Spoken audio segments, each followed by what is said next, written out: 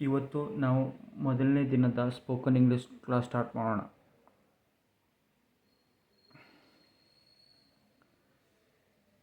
Class 1 first. ಇವಾಗ ನಾವು ಇಂಗ್ಲೀಷಲ್ಲಿ ಯಾವುದೇ ಸೆಂಟೆನ್ಸ್ ಫಾರ್ಮೇಷನ್ ಮಾಡೋಕ್ಕೂ ಮುಂಚೆ, before formation of any sentence we have to do one thing mainly. ಅಂದರೆ ಏನು ಅಂತ ಅಂದರೆ, ಇವಾಗ ನಮ್ಮ ಹಿರಿಕರು ದೊಡ್ಡವರು ಏನು ಹೇಳಿದ್ದಾರೆ ಅಂತ ಅಂದರೆ, ಆ ಭಗವಂತನ ದಯೆ ಇಲ್ಲದೆ ಯಾವುದೇ ಒಂದು ಹುಲ್ಕಡ್ಡಿನೂ ಕೂಡ ಈ ಪ್ರಪಂಚದಲ್ಲಿ ಅಲ್ಲಾಡಲ್ಲ ಅಂತಾರೆ.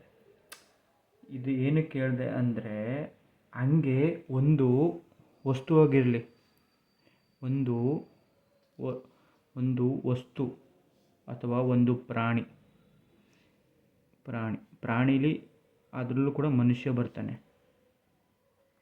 ಇವೆರಡು ಏನು ವಸ್ತು ಪ್ರಾಣಿ ಇಲ್ಲ ಅಂತ ಅಂದರೆ ಯಾವ ಸೆಂಟೆನ್ಸು ಕೂಡ ನಾವು ಇಂಗ್ಲೀಷಲ್ಲಿ ಫಾರ್ಮೇಷನ್ ಮಾಡೋಕ್ಕಾಗಲ್ಲ. ಓಕೆ, ಆ ವಸ್ತು ಮತ್ತು ಪ್ರಾಣಿ ಮೂಮೆಂಟಿಂದ ಇಲ್ಲ ಆ ಕೆಲಸ ಏನು ವರ್ಬ್ ಅಂತೀವಿ ಇಂಗ್ಲೀಷಲ್ಲಿ, ಅದನ್ನು ಮಾಡೋದ್ರಿಂದ ನಾವು ಸೆಂಟೆನ್ಸ್ ಫಾರ್ಮೇಷನ್ ಮಾಡ್ಬೋದು.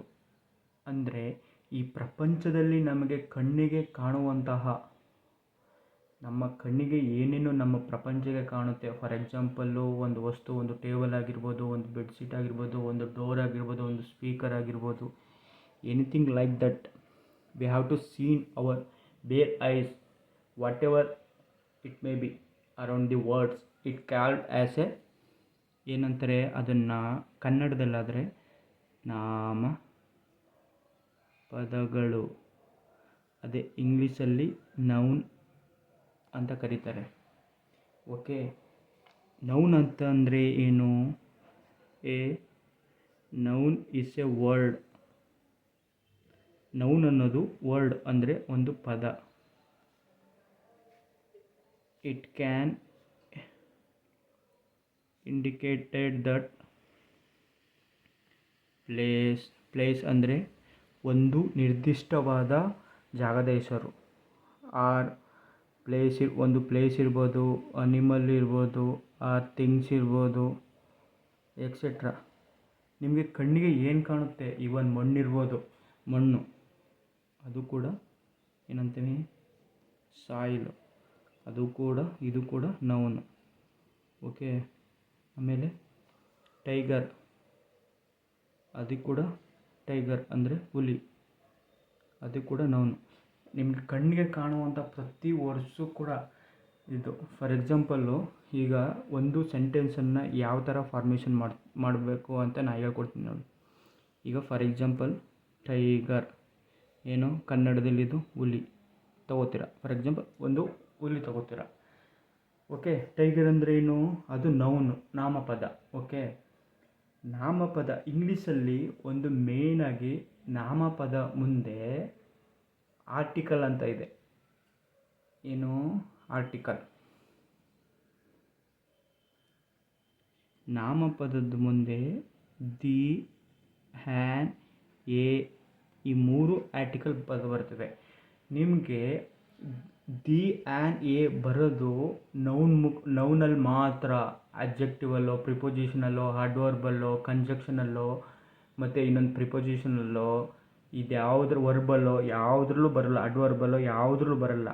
ದಿ, ಹ್ಯಾನ್, ಎ ಬಂದಿದೆ ಅಂದರೆ ನೀವು ಅದನ್ನು ಬ್ಲೈಂಡಾಗಿ ಇದು ನೌನ್ ಮಾತ್ರ ಅದು ಅಂತ ಅಂದ್ಕೊಳ್ಳಿ. ಓಕೆ, ಈಗ ಫಾರ್ ಎಕ್ಸಾಂಪಲ್ಲು ಇದನ್ನು ದಿ ಟೈಗರ್ ಅಂತ ಕರಿತೀವಿ, ಇಲ್ಲ ಎ ಟೈಗರ್. ಸರ್, ದಿಗೂ ಮತ್ತು ಎಗೂ ಏನು ಡಿಫ್ರೆನ್ಸು ಅಂತ ಅಂದರೆ, ದಿ ಟೈಗರ್ ಅಂದರೆ ಆ ಟೈಗರ್ ಬಗ್ಗೆ ನಿಮಗೆ ಗೊತ್ತು, ಅಂದರೆ ಅದು ಯಾವ ಕಲರು, ಯಾವ ಬಣ್ಣ, ಆ ಟೈಗರು ಯಾವ ಥರ ಬಿಹೇವ್ ಮಾಡುತ್ತೆ, ಅದು ಯಾವ ಥರ ಮೂಮೆಂಟ್ ಮಾಡುತ್ತೆ, ಪ್ರತಿಯೊಂದು ಮೂಮೆಂಟ್ ಆಫ್ ಟೈಗರ್ಸ್ ಅದು ಪ್ರತಿಯೊಂದು ಕೂಡ ಗೊತ್ತು. ಎ ಟೈಗರ್ ಅಂತ ಅಂದರೆ ಅದು ಗೊತ್ತಿಲ್ಲ ಅಷ್ಟೇ, ಅದ್ರ ಬಗ್ಗೆ ನಿಮಗೆ ಗೊತ್ತಿಲ್ಲ, ಟೈಗರ್ ಗೊತ್ತಿಲ್ಲ. ಈಗ for example the car, a car, the car ಅಂದರೆ ನಿಮ್ಮನೇಲಿರೋ ಕಾರು ಅಂದರೆ ಕಾರ್ ಬಣ್ಣ ಗೊತ್ತು, ಕಾರ್ ಯಾವ ಥರ ಆಕ್ಸಿಲೇಟ್ರ್ ಕೊಟ್ಟಿದೆ, ಎಷ್ಟು ಮೂಮೆಂಟ್ ಆಗುತ್ತೆ ಗೊತ್ತು, ಕಾರು ಯಾವ ಕಂಡೀಷನಲ್ಲಿದೆ ಗೊತ್ತು, ಪ್ರತಿಯೊಂದು ಗೊತ್ತು. ಅದಕ್ಕೆ ದಿ ಕಾರ್ ಅಂತೀವಿ. ಇದನ್ನು ಡೆಫಿನೆಟ್ ಆರ್ಟಿಕಲ್ ಅಂತ ಕರೀತಾರೆ ಇಂಗ್ಲೀಷಲ್ಲಿ, ಡೆಫಿನೆಟ್. ಎ ಕಾರು, ಈಗ ರಸ್ತೆಯಲ್ಲಿ ಹೋಗ್ಬೇಕಾದ್ರೆ ಯಾವುದೋ ಒಂದು ಕಾರು ಹೋಗ್ತಾ ಇರುತ್ತೆ, ಮೂಮೆಂಟ್ ಆಗ್ತಾ ಇರ್ತದೆ, ಅದನ್ನು ನೋಡ್ತೀರಾ, ಎ ಕಾರು. ಇದು ಇಂಡೆಫಿನೆಟ್ ಆರ್ಟಿಕಲ್ಲು. ಇಂಡೆಫಿನೆಟ್ ಆರ್ಟಿಕಲ್ಲು ಅಂತ ಅಂದರೆ ಆ ಕಾರ್ ಬಗ್ಗೆ ಗೊತ್ತಿಲ್ಲ ನಿಮಗೆ, ಆ ಕಾರ್ ಕಂಡೀಷನ್ ಏನು ಗೊತ್ತಿಲ್ಲ, ಇಂಜಿನ್ ಕಂಡೀಷನ್ ಏನು ಗೊತ್ತಿಲ್ಲ, ಕಾರಲ್ಲಿ ಯಾವ ಥರ ಅದು ಎಷ್ಟು ಕಿಲೋಮೀಟ್ರ್ ಅಂದರೆ ಆ ಕಾರ್ ಬಗ್ಗೆ ಗೊತ್ತಿಲ್ಲ. ಗೊತ್ತಿರೋ ಪರ್ಟಿಕ್ಯುಲರಾಗಿ ಗೊತ್ತಿರೋದನ್ನ ದಿ ಅಂತ ಯೂಸ್ ಮಾಡಿ. ಅದ್ರ ಬಗ್ಗೆ ನಮಗೆ ಪರ್ಟಿಕ್ಯುಲರಾಗಿ ಅದರದ್ದು ಪೂರ್ತಿ ಮಾಹಿತಿ ನಿಮಗೆ ಗೊತ್ತು ಅಂತ ದಿ ಯೂಸ್ ಮಾಡಿ. ಎ ಅಂದರೆ ಅದು ಗೊತ್ತಿಲ್ಲ. ಸರ್ ಹ್ಯಾನ್ ಯಾವಾಗ ಯೂಸ್ ಮಾಡೋದು ಅಂದರೆ, ಹ್ಯಾನು AIEOU ಅಂದರೆ ಓವಲ್ಸ್ ಅಂತ ಕರೀತಾರೆ ಕನ್ನಡದಲ್ಲಿ, ವ್ಯಂಜನಗಳು. ಸೊ ಇದ್ರ ಮುಂದೆ ಫಾರ್ ಎಕ್ಸಾಂಪಲು ಇಲ್ಲಿ ಇಂಜಿನಿಯರ್ ಆಗಿರ್ಬೋದು, ಯೂನಿವರ್ಸಿಟಿ ಆಗಿರ್ಬೋದು, ಆ್ಯಪಲ್ ಆಗಿರ್ಬೋದು, APPL ಆ್ಯಪಲ್, ಐಸ್ ಕ್ರೀಮ್, ಈ ಥರ ಬಂದಾಗ ಇದ್ರ ಮುಂದೆ ಹ್ಯಾನು. ಇದು ನೋಡ್ಕೊಳ್ಳಿ, ಇಂಗ್ಲೀಷಲ್ಲಿ ಯಾವ ಪದಗಳು ನೌನು AIE ಸ್ಟಾರ್ಟ್ ಆಗುತ್ತೆ ಅದ್ರ ಮುಂದೆ ಹ್ಯಾನ್ ಯೂಸ್ ಮಾಡ್ಕೊಳ್ಳಿ. ಈಗ ಲೀಸ್ಟ್ ಮಾಡಿ. ಇವಾಗ ನೀವು ಕೂತ್ಕೊಂಡು ಫಸ್ಟು ನೌನು ಅಂದರೆ ಈ ಪ್ರಪಂಚದಲ್ಲಿ ಕಾಣುವ ಇದು ಅದು ಆರ್ಗ್ಯಾನಿಕ್ ಆಗಿರ್ಬೋದು, ನಾನ್ ಆರ್ಗ್ಯಾನಿಕ್ ಆಗಿರ್ಬೋದು. ಸರ್ ಆರ್ಗ್ಯಾನಿಕ್ಕು ನಾನ್ ಆರ್ಗ್ಯಾನಿಕ್ಕು ಅಂದರೆ, ಆರ್ಗ್ಯಾನಿಕ್ ಅಂದರೆ ಅದಕ್ಕೆ ಜೀವ ಇದೆ, ನಾನ್ ಆರ್ಗ್ಯಾನಿಕ್ ಜೀವ ಇಲ್ಲ ಅಂದರೆ ಇದು ಲಿವಿಂಗ್ ಥಿಂಗ್ಸು, ಇದು ನಾನ್ ಲಿವಿಂಗ್ ಥಿಂಗ್ಸು. ಓಕೆ, ಇದರೊಳಗಡೆ ಮನುಷ್ಯ ವರ್ತನೆ, ಇದರೊಳಗಡೆ ವಸ್ತುಗಳು ಪ್ರತಿಯೊಂದು ಜೀವ ಇಲ್ಲ.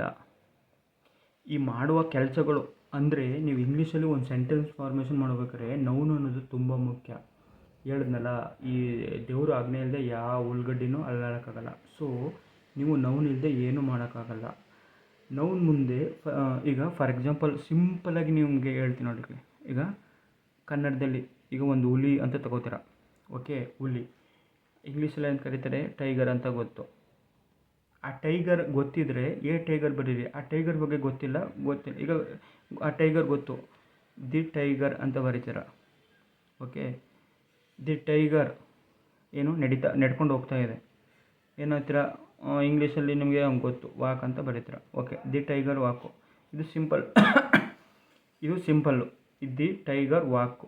ಓಕೆ, ದಿ ಟೈಗರ್, ದಿ ಏನಕ್ಕೆ ಯೂಸ್ ಮಾಡಿದೆ ಗೊತ್ತು ನಾನು, ಆರ್ಟಿಕಲ್ಲು. ನೌನ್ ಮುಂದೆ ಡೆಫಿನೆಟ್ ಆ ಟೈಗರ್ ಬಗ್ಗೆ ಗೊತ್ತು. ನೌನು ಫಸ್ಟು ಇಂಗ್ಲೀಷಲ್ಲಿ ಯಾವುದೇ ಒಂದು ವಸ್ತು ಅಥವಾ ಯಾವುದೇ ಒಂದು ಲಿವಿಂಗ್ ಆರ್ ನಾನ್ ಆರ್ಗ್ಯಾನಿಕ್ಕು ಇದು ವಸ್ತು ಇಮಿಡಿಯೇಟಾಗಿ ಅದ್ರ ಮಾಡೋ ಆ್ಯಕ್ಷನ್ನು ಅಂದರೆ ಅದು ಮಾಡೋ ಕ್ರಿಯೆ ಏನು ಕೆಲಸ ಮಾಡುತ್ತೆ ಅದು ಬರ್ತದೆ. ಓಕೆ, ದಿ ಟೈಗರ್ ವಾಕು ಅದು. ಓಕೆ, ಅದು ಇವಾಗ ನಡೀತಾ ಇದೆಯಾ, ಆವಾಗಲೇ ನಡೀತಾ ಇದೆಯಾ, ಇಲ್ಲ ಮುಂದೆ ಅಂದರೆ ಇದು ಭವಿಷ್ಯದಲ್ಲಿ ನಡೀತಿದೆಯಾ, ಆವಾಗ, ಇಲ್ಲ ಭೂತಕಾಲದಲ್ಲಿ ನಡೀತಿದೆಯಾ, ಭೂತಕಾಲ, ಇಲ್ಲ ಆವಾಗ ಅಂತ ಅಂದರೆ ಇವಾಗ ಅಂತ ಅಂದರೆ ಇದು ವರ್ತಮಾನ ಕಾಲ. ಇಂಗ್ಲೀಷಲ್ಲಿ ಏನಂತಾರೆ, ಪ್ರೆಸೆಂಟ್ ಟೆನ್ಸ್. ಇದು ಪ್ರೆಸೆಂಟ್ ಟೆನ್ಸ್. ಭೂತಕಾಲ ಪಾಸ್ಟ್ ಟೆನ್ಸ್, ಇದು future tense. The tiger walk ಅಂತ ಅಂತೀವಿ. ಇವಾಗ ಇದಕ್ಕೆ ಟು ಬಿ ಫಾರ್ಮ್ ಆ್ಯಡ್ ಮಾಡಬೇಕು. ಟು ಬಿ ಫಾರ್ಮ್ ಅಂತ ಅಂದರೆ ಇದು ನಾವು ಯಾವ ಕಾಲದಲ್ಲಿದ್ದೀವಿ. ಇವಾಗ ಫಾರ್ ಎಕ್ಸಾಂಪಲ್ ದಿ ಟೈಗರ್ ವಾಕು ಅಂದರೆ ಹುಲಿ ನಡ್ಕೊಂಡು ಹೋಗ್ತಾ ಇದೆ. ಇವಾಗ ನಡ್ಕೊಂಡು ಹೋಗ್ತಿದೆಯಾ, ಹುಲಿ ಈಗ ನಡ್ಕೊಂಡು ಹೋಗ್ತಿದೆ, ಹುಲಿ ಆವಾಗಲೇ ನಡ್ಕೊಂಡು ಹೋಯ್ತು, ಹುಲಿ ಮುಂದೆ ನಡ್ಕೊಂಡು ಹೋಗುತ್ತೆ. ಇದ್ರ ಮಧ್ಯದಲ್ಲಿ ಇದನ್ನು ನಾವು ಹೆಲ್ಪಿಂಗ್ ವರ್ಬ್ ಅಂತ ಕರಿತೀವಿ. For example the tiger walk. ಈಗ ದಿ ಟೈಗರ್ ವಾಕ್ ಅಂತ ಬಂತು. ಓಕೆ, ಇವಾಗ ನಡ್ಕೊಂಡು ಹೋಗ್ತಿದೆ. ಈಗ ಇಲ್ಲಿ ಬಿ ಫಾರ್ಮ್ ಇಲ್ಲಿ ಈ ಬಿ ಫಾರ್ಮಲ್ಲಿ ನೀವು ಮಧ್ಯ ಸೇರಿಸ್ಕೊಂಡು ಇದನ್ನು ಪ್ರೆಸೆಂಟಲ್ಲಿ ನಡೀತಿದೆಯಾ, ಫ್ಯೂಚರ್ ನಡೀತಿದೆಯಾ, ಪಾಸ್ಟಲ್ಲಿ ನಡೀತಿದೆಯಾ ಅಂತ ಹೇಳ್ಬೋದು. For example the tiger is walking ಅಂದರೆ ಕಿ ಹಿಂಗ್ ಇಂಗ್ಲೀಷಲ್ಲಿ ಐ ಎನ್ ಜಿ ಫಾರ್ಮ್ ಇದೆ. ನಡೀತಾ ನಡೀತಾ ಇದೆ ಅಂದರೆ ಅದು process some period of time ಅದು ನಡೀತಾ ಇರ್ತದೆ. ಅದು ಫಾರ್ ಎಕ್ಸಾಂಪಲ್ ಅದು 10 ಮಿನಿಟ್ಸ್ ಆಗಿರ್ಬೋದು, 10 ಅವರ್ ಆಗಿರ್ಬೋದು, 1 ಮಿನಿಟ್ ಆಗಿರ್ಬೋದು, some period of time. The tiger is walking. The tiger is walking. The tiger ಅಂದರೆ ಇವಾಗ ನಡೀತಾ ಇದೆ ಅದು ಕ್ರಿಯೆ. ಇವಾಗ ದಿ ಟೈಗರ್ ಈಗ ನಡೀತಾ ಇದೆ ಅದು. ದಿ ಟೈಗರ್ ಇವಾಗ ನಡೀತಾ ಇದೆ. The tiger was walking before I was arrived at the jungle. ಅಂದರೆ ದಿ ಟೈಗರ್ ವಾಸ್ ವಾಕಿಂಗ್ ಅಂದರೆ ಆಗಲೇ ನಡೀತಾ ಇದೆ ಅದು. ಮುಂದೆ ನಾನು ಬರೋಕ್ಕೂ ಮುಂಚೆ, ಕಾಡಿಗೆ ಬರೋಕ್ಕೂ ಮುಂಚೆ ಟೈಗರ್ ಅದು ನಡೀತಾ ಇತ್ತು. ಅಂದರೆ ಅದು ವಾಸ್ ಬಂದರೆ ಅದು ಪಾಸ್ಟ್ ಟೆನ್ಸ್ ಅಂತ ಅರ್ಥ. The tiger will walking in the jungle ಅಂದರೆ ಅದು ಮುಂದೆ ನಡೀತದೆ. ಅಂದರೆ ಅದು ಫ್ಯೂಚರಲ್ಲಿ, ಅಂದರೆ ಇವಾಗ ಪ್ರೆಸೆಂಟ್ ನಡೀತಾ ಇದೆ, ಪ್ರೆಸೆಂಟ್ ಟೆನ್ಸ್ ನಡೀತಾ ಇದೆ. ಮುಂದೆ ಫ್ಯೂಚರಲ್ಲಿ ಒಂದು 10 ಮಿನಿಟ್ಸ್ ಮುಂದೆನೋ ನಾಳೆನೋ ಯಾವಾಗಲೂ ಈ ಥರ ಅದನ್ನು ನಾವು ಆ ಫ್ಯೂಚರು ಮತ್ತು ಪಾಸ್ಟು ಪ್ರೆಸೆಂಟು ಅದನ್ನು ನಾವು ಡಿಸೈಡ್ ಮಾಡೋದು. ಇವಾಗ ಟು ಬಿ ಫಾರ್ಮ್ ನಿಮಗೆ ಅರ್ಥ ಆಗಿದೆ ಅಂತ ಅನ್ಕೋತೀನಿ. ಫಾರ್ ಎಕ್ಸಾಂಪಲ್ಲು ಇನ್ನೊಂದು ನೋಡಿ. ಇವಾಗ ಫಾರ್ ಎಕ್ಸಾಂಪಲ್ಲು ಇವಾಗ ಇದೇನು ನೈಫ್, ಇದು ನಮ್ಮನೆ ನೈಫು ಗೊತ್ತು. ಇದು ಎಷ್ಟು ಅರ್ಥ ಆಗಿದೆ, ಇದು ಎಷ್ಟು ಕೊಳೆ ಆಗಿದೆ, ಇದೆಷ್ಟು. ನಮ್ಮನೆ ನೈಫ್ ಆಗಿದ್ದರೆ ನನಗೆ ಗೊತ್ತು. ಅದೇ ಬೇರೆಯವರು ಮನೆ ಚಾಕು ಆಗಿದ್ದರೆ ಅದು ಗೊತ್ತಿಲ್ಲ. So the knife okay. Table ಮೇಲಿದೆ ಏನಂತೀರಾ? ದಿ ನೈಫ್ ಟೇಬಲ್ ಅಂತ ನೀವು ಬಟ್ಲರ್ ಇಂಗ್ಲೀಷಲ್ಲಿ ಹೇಳ್ತೀನ. ಈಗ ಇದಕ್ಕೆ ಸ್ವಲ್ಪ ಒಗ್ಗರಣೆ ಹಾಕಿ ಸ್ವಲ್ಪ ಸೆಂಟೆನ್ಸ್ ಫಾರ್ಮೇಷನ್ ಮಾಡಬೇಕು. ದಿ ನೈಫ್ ಈಗ ಇಟ್ಟಿರೋದು ದಿ ನೈಫ್ ಈಸ್ ಟೇಬಲ್ ಅಂತ ಕರೀತೀರ. ಈ ಟೇಬಲು ಗೊತ್ತು ನಿಮಗೆ ಯಾವ ಟೇಬಲು ಅಂದರೆ the knife is the table. The table ಗೊತ್ತು. ಈಸ್ ಅಂದರೆ at present tens, helping verb. ಇದು ಎಲ್ಪಿಂಗ್ ವರ್ಬು. ಇಂಗ್ಲೀಷಲ್ಲಿ ಟೇಬಲ್ ಮೇಲೆ ಅಂತಂದರೆ ಏನು? ಆನ್ ಅದರ ಮೇಲೆ.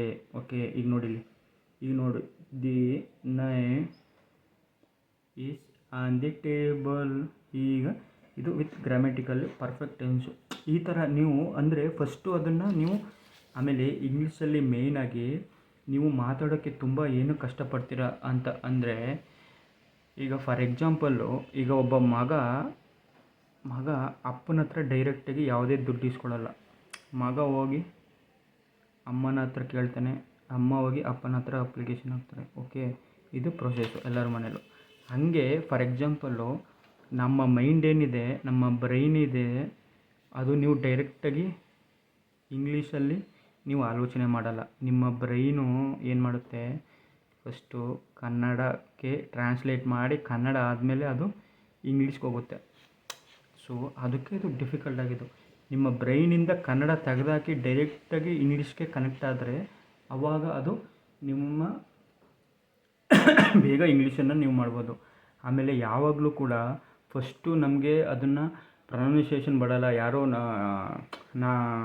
ಏನಾರು ಅನ್ಕೋತಾರೆ, ನಾಚಿಕೆ ಪಟ್ಕೋತೀವಿ. ಅದು ಫಸ್ಟು ನೀವು ತಲೆಯಿಂದ ತೆಗೆದಾಕಿ. ನಿಮಗೆ ಎಷ್ಟು ಇಂಗ್ಲೀಷ್ ಪ್ರೊನೌನ್ಸಿಯೇಷನ್ನು ಫಸ್ಟು ನೀವು ಬೇರೆಯವ್ರ ಹತ್ರ ಮಾತಾಡಬೇಕು. ಮಾತಾಡಿದಾಗಲೇ ಅದು ಬರೋದು. ಮಾತಾಡಿದಾಗ ನಿಜ ಅದು ತುಂಬ ಕಷ್ಟ ಆಗುತ್ತೆ. ಆ್ಯಂಡ್ ದೆನ್ ಎಷ್ಟಾಗುತ್ತೆ ನಿಮಗೆ ನೀವೇ ಮಾತಾಡ್ಕೊಳ್ಳಿ, ನಿಮ್ಮ ಫ್ರೆಂಡ್ ಜೊತೆ ಮಾತಾಡ್ಕೊಳ್ಳಿ, ಇಲ್ಲ ಕಾಲ್ ಮಾಡಿ ಮಾತಾಡಿ, ಅದನ್ನು ಪ್ರಾಕ್ಟೀಸ್ ಮಾಡಿ ಮಾತಾಡಿಸಿ. ಆಮೇಲೆ ಇಂಗ್ಲೀಷಲ್ಲಿ ಮೇಯ್ನಾಗಿ 90% ಇಂಗ್ಲೀಷನ್ನು ನೀವು ವಿತಿನ್ 1 ಮಂತಲ್ಲಿ ಕಲಿಬೋದು. ಇನ್ನು 10% ಇಂಗ್ಲೀಷ್ ಮಾತ್ರ ನೀವು ಸ್ವಲ್ಪ ಟೈಮ್ ತಗೊಳುತ್ತೆ. ಅಂದರೆ ಏನು ಗೊತ್ತಾ, ಈಗ ಇಂಗ್ಲೀಷಲ್ಲಿ 8 ಪಾರ್ಟ್ ಆಫ್ ಸ್ಪೀಚ್ ಇದೆ. ಪಾರ್ಟ್ ಆಫ್ ಸ್ಪೀಚ್ ಅಂತಾರೆ.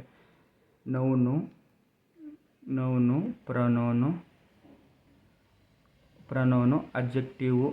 ಅಡ್ಜೆಕ್ಟಿವು next and then verb preposition conjunction ಅಂತ.